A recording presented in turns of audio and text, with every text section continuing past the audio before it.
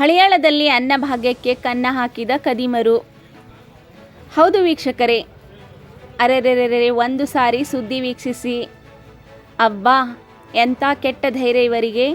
ಹಳಿಯಾಳ ದಾಂಡೇಲಿ ಮುಖ್ಯ ರಸ್ತೆಗೆ ಹೊಂದಿಕೊಂಡ ಗೋಡೌನ್ನಲ್ಲಿ ಬಡ ಕುಟುಂಬಕ್ಕೆ ವಿತರಿಸುವ ಸರ್ಕಾರದ ಅಕ್ಕಿಯನ್ನು ಖದೀಮ್ ಅಬ್ಬಾಸ್ ಅಲಿ ಪಟೇಲ್ ಸಂಗ್ರಹಿಸಿರುವ ಇವನನ್ನು ರೆಡ್ ಹ್ಯಾಂಡ್ ಆಗಿ ತಾಲೂಕಾ ಆಹಾರ ಇಲಾಖೆ ಹಾಗೂ ತಹಸೀಲ್ದಾರ್ ಪ್ರವೀಣ್ ಹುಚ್ಚನ್ನವರ ನೇತೃತ್ವದಲ್ಲಿ police sub inspector Vinod Reddy ನೇತೃತ್ವದ ತಂಡ ಜಪ್ತಿ ಮಾಡಿದ ಘಟನೆ ಹಳಿಯಾಳ ಪಟ್ಟಣದ ಯಲ್ಲಾಪುರ ನಾಕಾದಲ್ಲಿ ನಡೆದಿದೆ.